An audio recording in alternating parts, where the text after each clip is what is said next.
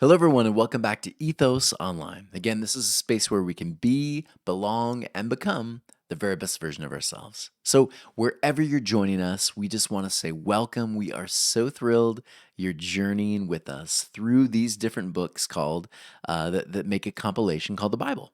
And so we continue moving through these and we ask really important questions of every text. And so we try to move through verse by verse to try to cover these pieces and share real world applications after we do the difficult work. And so, everyone who continues to help support what we do, we just want to say thank you.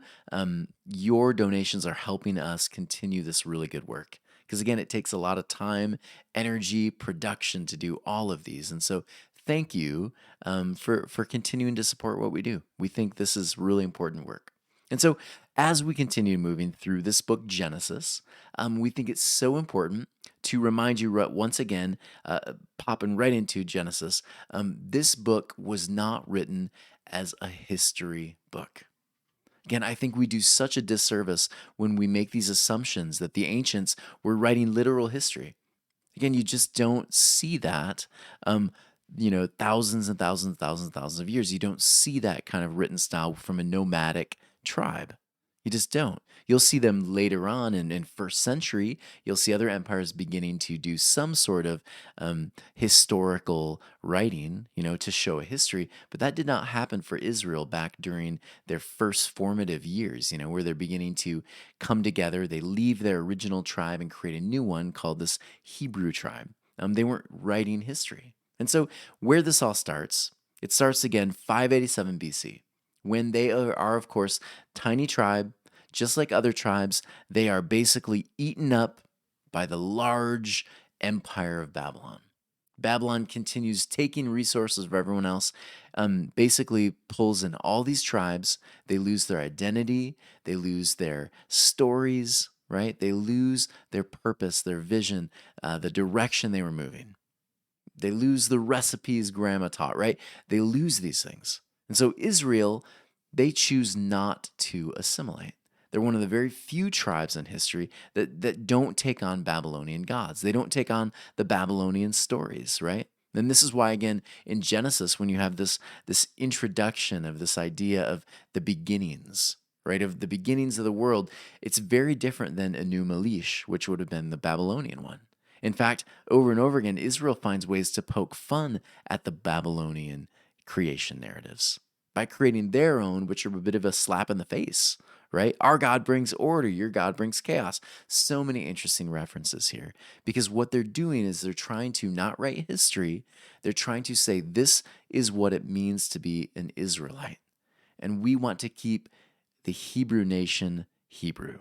And so we hold on to these stories, these prophetic warnings. We compile it in what they knew as Torah.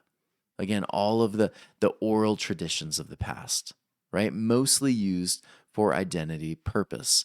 This is who our tribe is. And so it's made of, again, poetry, mythology, prophetic musings, prophetic warnings. That's what Torah was, a compilation. And so, as we always say, from the very get-go, Torah is a complete narrative of Israel miniaturized through its tellings. And so again, every time we read a story, right, we see Israel in each story. We see Israel through the main character. We see Israel's cycles of brokenness repeated, right? We see failures, brokenness, and then victories. We see them all over and over again through Noah, Jonah. We'll see it through Abraham, Moses, Isaac, Jacob. All these different individuals will be connected to the idea of who Israel is, who they are. And so we've been talking about this individual, right? We're talking about Abraham, right? The founder. It means literally the founder of Israel. And so the founder is going to take them through this journey. They step away from the norm, the comfortable, and they move into a very new kind of existence. One that is not polytheistic, but monotheistic now, right? One God to rule them all, right? Their God is again a powerful God that wants creative order in life and wants it. This God wants their people to follow this kind of life, to find order in life everywhere they go. This is Israel. So we're on chapter 15 today. And so 15 is a little bit interesting. Many people will often skip this one too. But 15, when you get the concept of 15, when you understand kind of how the rabbis have always viewed this, it does bring some interesting light to 15. So let me show you. Look at this slide here. This is filled, chapter 15 is filled with first times. So I want you to think about this. This is the first time, chapter 15 brings up the first time the word of the Lord came. You've heard that phrase many times, right? The word of the Lord came. This is the first time it's going to be used, but you will see it over 100 times used after this in the Old Testament. 100 times. This is a very common phrase. The word of the Lord came. Yeah, the Lord spoke. And again, rabbis throughout time have wondered, what did that look like? How did that feel? What did the Lord coming to one and giving a word even mean? And so they grappled, they wrestled with it, they argued, they didn't agree on what this meant, but it was used 100 times plus after this. But it's the first time it's used. Another place, first time that God says, fear not. Interesting, right? Chapter 15. It's the first time God will say, fear not, my people. Fear not. And we'll see that over and over again as well. Another thing, this is the first time God is called a shield. First reference toward a shield. It's an interesting one because it's a battle, imagery. There's also some interesting connections we'll go through there, but you'll find the shield in Psalms, many different places throughout the Bible. The shield, first time it's used, chapter 15. And then lastly, the first time anyone is said to have believed in the Lord. Now, this is one you'll find in the New Testament often, but this idea that they believed in the Lord, they believed the promise, they held on to the promise. This is the first time that you'll see that come up, that phrase. So lots of firsts in chapter 15 that we're about to step into. Another one that's really important to understand about 15 is that most rabbis will divide it in two. And so today we're going to look at this first half, but there are two ways of dividing it. Two ways of that God encounters, or that Abraham encounters God here. And so the first one is really chapter 15, 1 through really about like 12. And so this is the first encounter, and it's a vision that it occurs at night, and it's about the promise that the Lord gives. So it's a vision at night. And then later on, he'll have the vision at sundown. And the sundown one is going to pertain to not just the overall like general promise, but now the promise land. And it's going to be very specific. So it's broken up into two ways. The night vision, and then the sundown vision. And so it's going to be really interesting to read these two. We're going to focus today on the one that pertains to at night, right? With the idea of the promised seed, not the promised land. So here we go. Let's read this together. After these incidents, the word of the Lord came to Abram in a vision, saying, "Fear not, Abram, I am your shield. Your reward is exceedingly great." And Abram said, "O Lord, what will you give me, since I am going childless? And the steward of my household is Eliezer of Damascus." And Abram said, "Behold, you have given me no seed, and behold, one of my household will inherit me."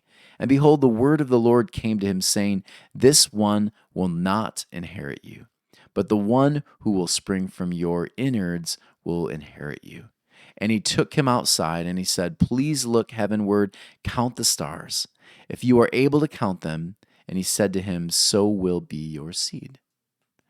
And it says, he believed in the Lord, and he counted it to himself as righteous. And he said to him, "I am the Lord who brought you forth from Ur of the Chaldeans to give you this land to inherit it." And he said, "O Lord God, how will I know that I will inherit it?" And he said to him, "Take for me 3 heifers, 3 goats, 3 rams, and a turtle dove, and a young bird." And he took for him all these, and he divided them in the middle. He placed each part opposite its mate, but he did not divide the birds. And the birds of prey descended upon the carcasses, and Abram drove them away. Kind of a weird image, right? What does this all mean? Let's step into it. First off, when you read this verse 1 here in chapter 15, notice this. It says he has a vision. Again, the first time we're going to see this concept of a vision. And so with the Hebrews, especially rabbinical interpretation here, vision is everything, right? When you have a vision, the rabbis understood prophets, the founders, these prophetic individuals who moved and they were the movers, the shakers of Israel. What these people had is they had deep vision for their people. They had this deep vision that said, we have to move forward. And there's a way in order for us to move forward that's going to work, and there's a way that doesn't. And here is the step. Here are the plans. Here's the mission statement we're going to follow, right? Here are the steps we're going to take, because vision is everything. Real vision demands that we look beyond ourselves and into the potential of what we could be. That's vision. And so this is what makes a prophetic voice prophetic. They have the vision. They push their people to greatness. They outline the steps. They have a vision. Think about some of the greatest people that we've had in our country, in our world, right? I think of because I've grown up in more of a tech age, right? Especially lately, I think of Steve Jobs. Here's the vision, Apple. Here's where we could go. This thing could explode. Follow me. Let's take this somewhere great. Mahatma Gandhi had this vision of peace for his people, peaceful protests, and they do it, and they create something really interesting and beautiful for their people in this caste system. Martin Luther King Jr. says, I have a dream, right? I have a vision that our kids will be able to play together. We'll no longer look at black and white, but we'll see each other as equal, right? We'll be able to walk together. Real leadership. They have visions. They look beyond and they call their people forward. This is vision. And this is what Abraham has for his people. He has vision. He has drive. He says, this is where we're going. This is where we've been. There is a vision. In order for a group of people to move forward, there has to be a vision. If there is no vision, the thing's not going to move forward, is it? It's just going to be stuck. And so Israel is saying, what's our vision? Where are we going? Are we just always going to be stuck here in Babylon? What's our purpose? What's our identity? Right? Where are we going? What's the promise? And this is what this chapter is going to remind them of. Notice this. Fear not, Abram. I am your shield. Again, first time it's used. I am your shield. This idea is a pretty deep one. When you understand, again, it's so funny. Go down the rabbit hole. Spend some time researching ancient weapons, and you will find this one. This was an extremely important one, especially for an agrarian culture, especially for a nomadic tribe that's constantly on the move. Here's one thing that one quote I found really interesting about a historical individual, a history major. He spent hours and hours studying the shield from this tribal people called the Hebrews. Notice this, and this is not actually Hebrew shield that I have there pictured, but I think you get the gist. This author says this: Ancients used shields for defense in battles. Their main use was to push armies back, almost a wall of protection to keep an area safe long enough for locals, women, children, and the old to retreat. The shield was an invaluable weapon. I found that kind of interesting. I always think of a shield as like keeping me from arrows and that kind of thing. What this author was saying was, no. The shield, yes, but also there's this interesting thing. It keeps a defense for its people. It keeps them safe. It pushes back the enemy. There's an action. It's not just a thing you hold, but a thing that you can push the enemy away, giving your people time to flee or to prepare. It is something that's invaluable in war. And I think what an interesting idea that God says, look, I'm the shield. I am your shield. I'm the thing that keeps you safe. I'm the thing that creates safe space for you, right? I sometimes will push ahead. Sometimes I'll allow you to retreat. Either way, I am keeping you safe.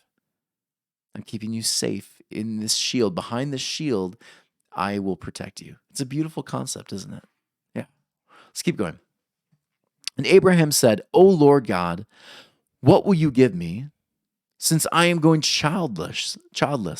And the steward of my household is Eliezer of Damascus. And Abram said, Behold, you have given me no seed, and behold, one of my household will inherit me. This is really important, again, for a nomadic tribal people. Your son is the one that's going to carry out your legacy. And so if you didn't have a son, the question, of course, is who's going to carry out your legacy? Now, keep in mind, this is written while Israel is in the middle of Babylonian captivity. And here's the question they're asking. The question they're asking is, will our future generations survive? And if they survive, will they carry out this promise? Will they hold on to the promise? Will they carry out Israel? Will they sustain it? Will they leave here and create the promised land out there? Will Israel survive? Will our children uphold the values, the stories, the new life that we've given them? Will they continue the vision, or will Israel die?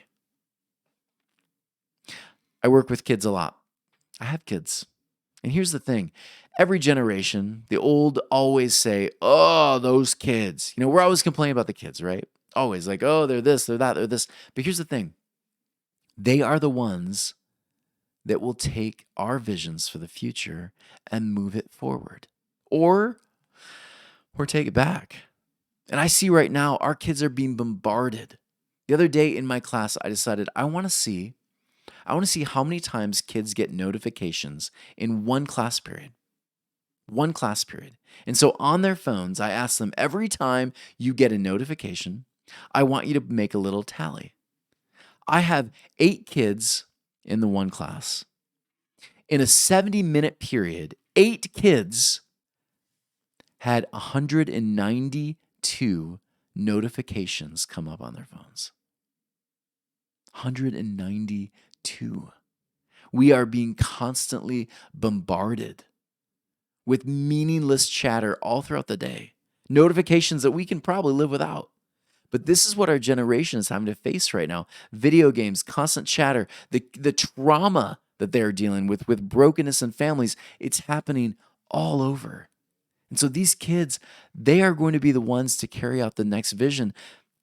But it's really difficult, isn't it? They have so much they have to move through.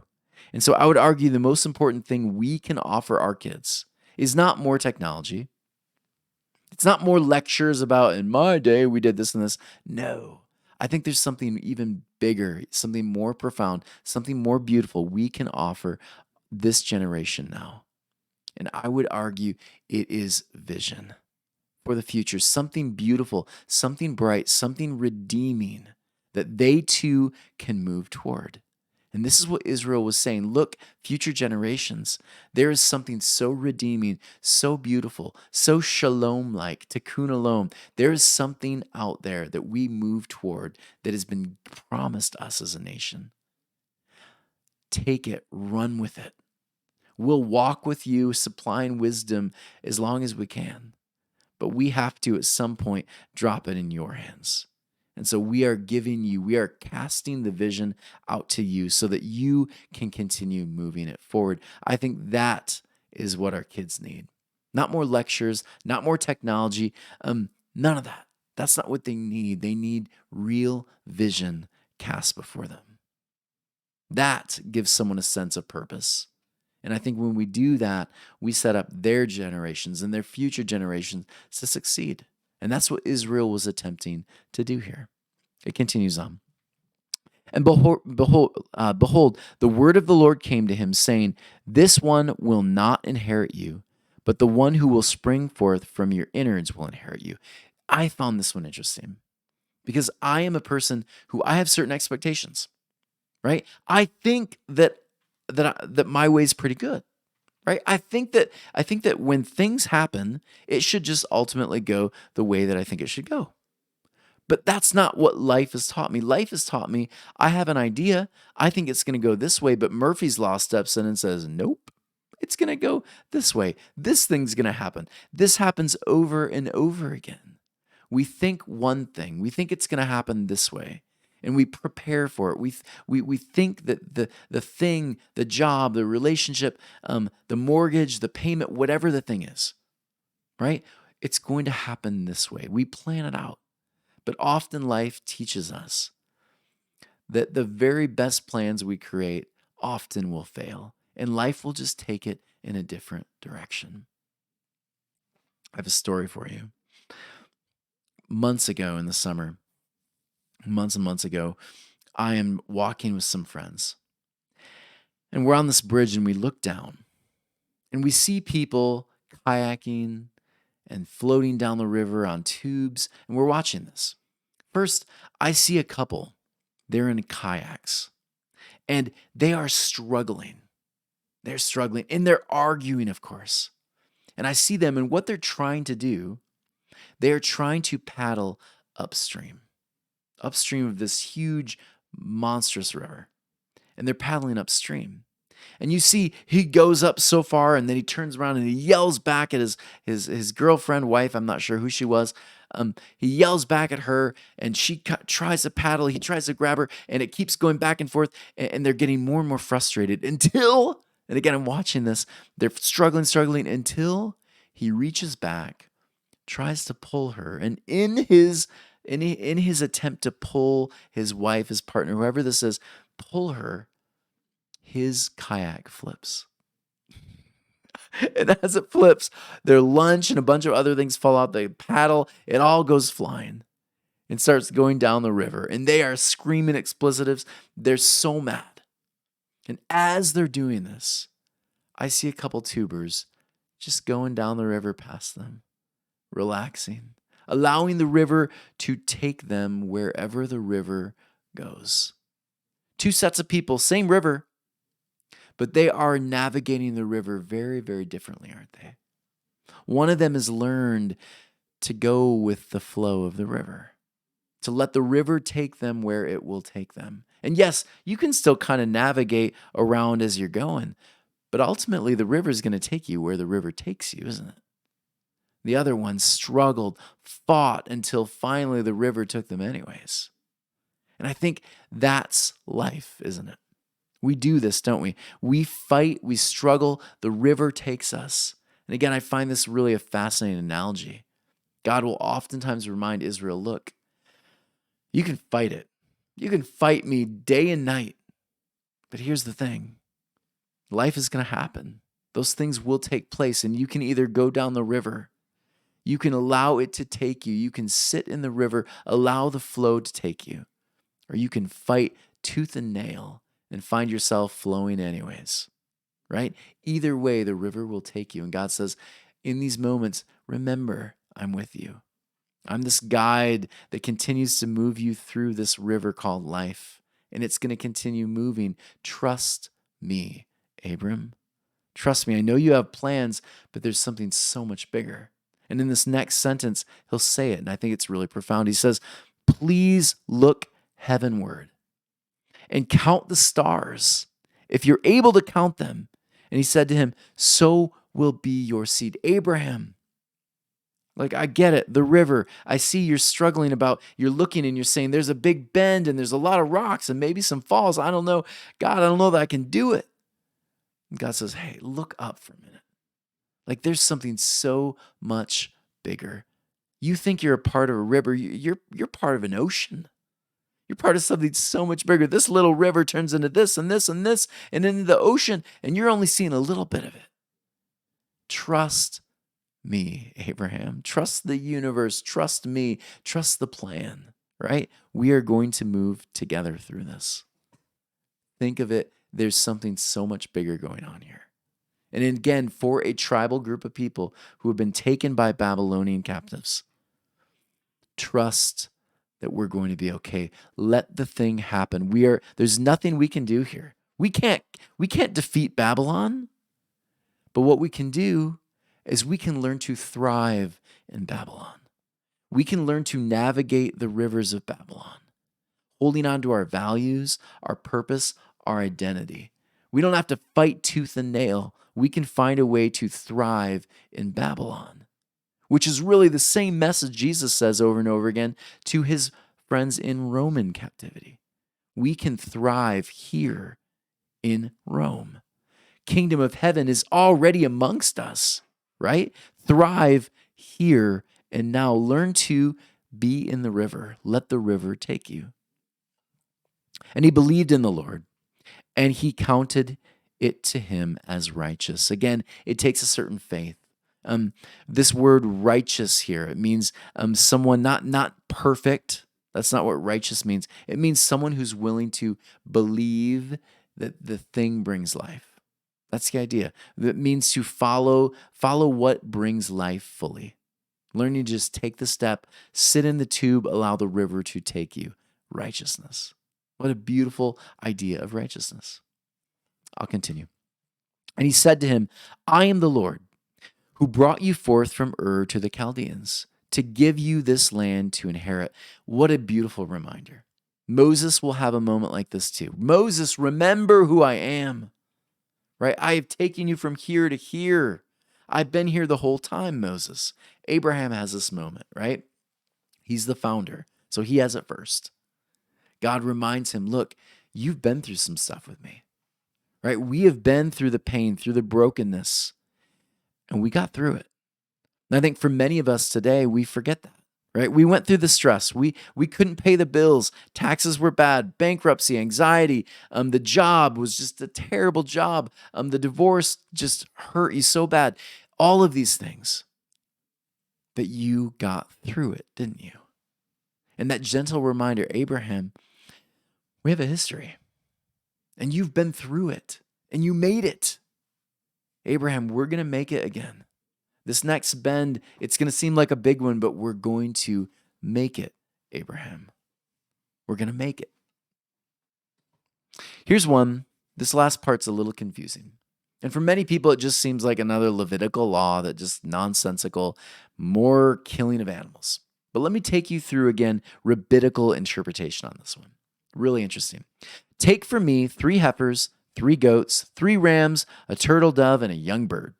Right? Almost sounds like a Christmas chorus. 2 turtle doves and a partridge in it. Yeah. So, and he took for him all these and he divided them in the middle and he placed each part opposite its mate and he did not divide the birds. And the birds of prey descended upon the carcasses and Abraham drove them away. So what is this all about? Right? What's this all about? Here it is. First off, 3 heifers. If you are an Israelite, if you are a Jewish person, you're going to immediately begin to make connections. Which festivals? Why are they being used? What's their purpose? You will know these things. Us in the 21st century, we're kind of, I don't know, right? We're not killing animals. We're not offering sacrifices to God. We're not doing those things. Most of us are not Jewish. We don't have any real idea what Judaism means anymore, right? But the people reading this were Hebrews. And the interpreters and the rabbis, these were Jewish people. So when they read about heifers, 3 heifers, here's what they immediately have. And this is what one rabbi says here. The 3 heifers, symbolic of the 3 bulls. The bull of Yom Kippur, the festival in which the nation was reminded that they don't have to live in guilt and shame. Think about that. Moving forward, Abraham, right? Moving forward, you and the nation of Israel, in order for you to truly move forward, we need to drop the guilt and the shame behind. We cannot move fully, abide in this new present reality, take hold of the promise if we are constantly holding on to guilt and shame. And I would argue if you want to move forward in your life, whatever new direction you're moving, if guilt and shame are a part of it, add fear in there as well, right? If those are part of the new journey, it's not really a new journey because you are going to be destined to repeat the same thing over and over again. And so for them, when they read about these heifers, they're reminded of this. The guilt and the shame, these were things that were laid behind when they offered up the heifers to the Lord. Beautiful. The next one, 3 goats. What's the deal with the goats? Well, here's the interpretation of that. The three goats were symbolic of the he goat that is sacrificed inside for the festivals.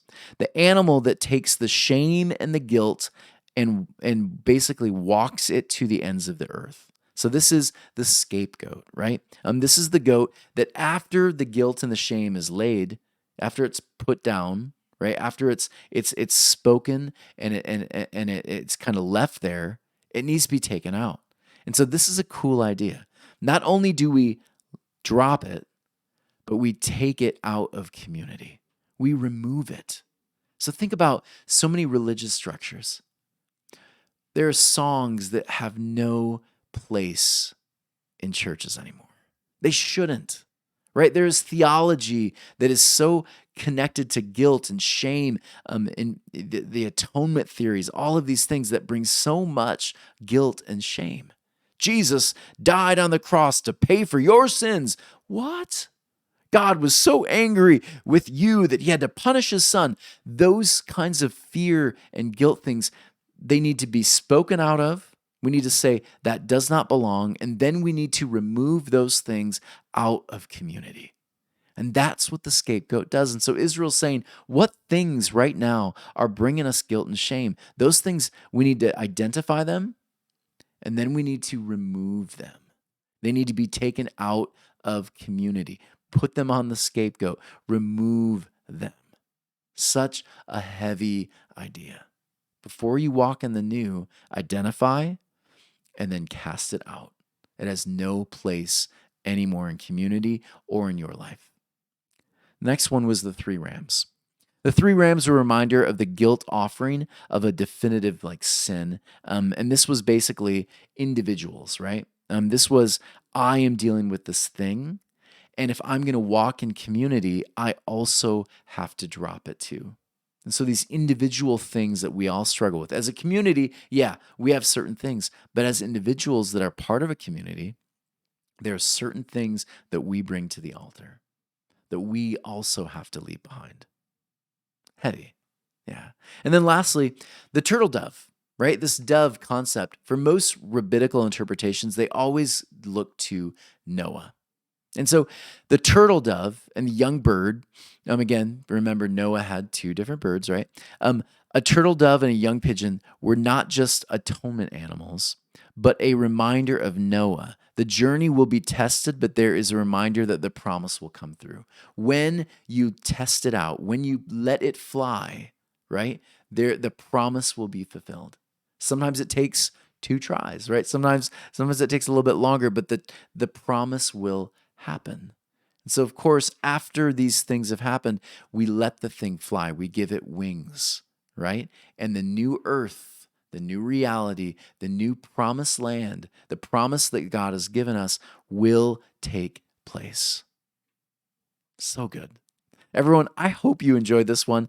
This was deeply, deeply interpretive. We went verse by verse, but man, so much goodness there. And so I thought about, what would we want to take home from this one? What application can we do? Here's what I thought about. When I read that, I started thinking about the river again. I started thinking about Israel in this place where they're stuck in Babylon. And they're saying, how do we navigate this? How do we thrive in Babylon? And I would say one of the big things for me, learning to thrive in Babylon, thrive in Rome, thrive in America, right? We have to learn to be pliable.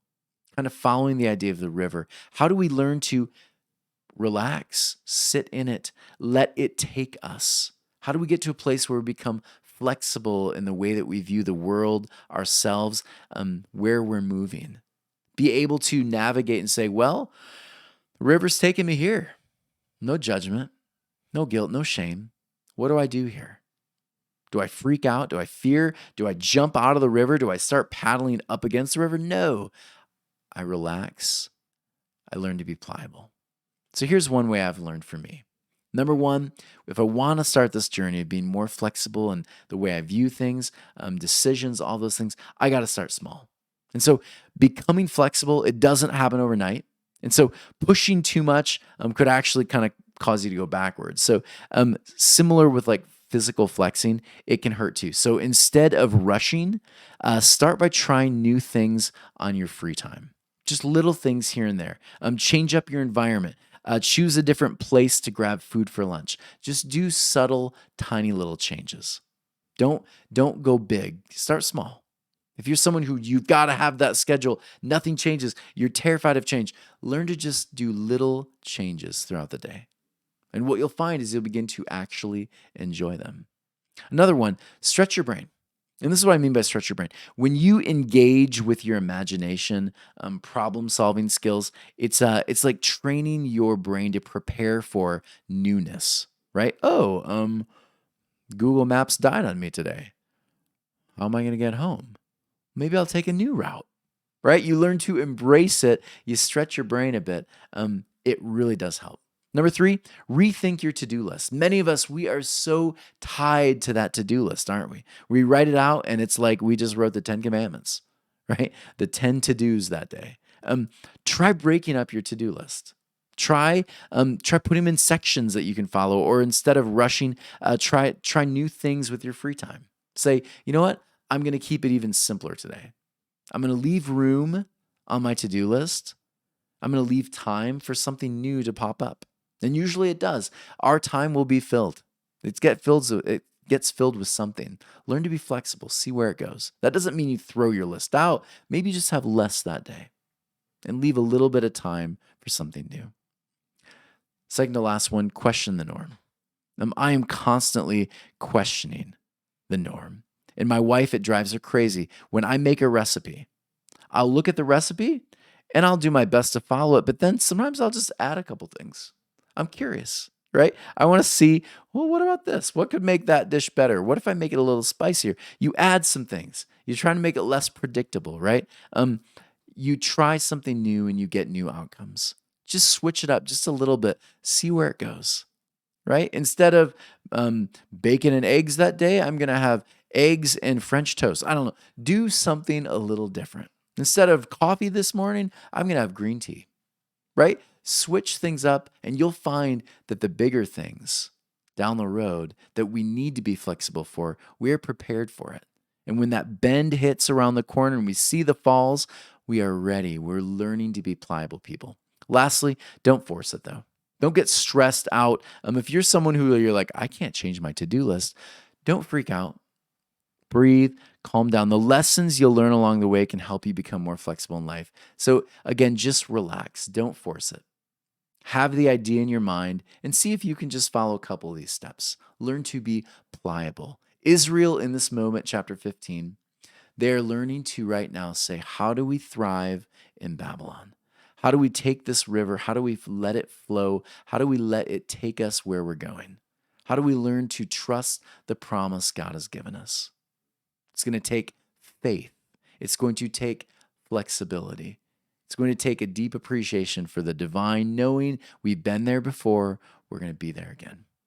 Everyone, thank you so much for joining us today. This has been fun. As always, please consider going to ethos-church.org/donate. This is our tax-deductible donation here. This is so helpful for us to continue doing what we do every week. Ethos Living Rooms, if you want to be a part of what we do here, please let us know. We're trying to figure out how to grow certain different groups, what discussions are going to be the very best for different weeks. Please let us know if you want to be a part of that. And as always, subscribe. Hit that subscribe button. Share these videos. We would like to continue to grow our YouTube channel, along with everything else that we do. Everyone, take care. We love you.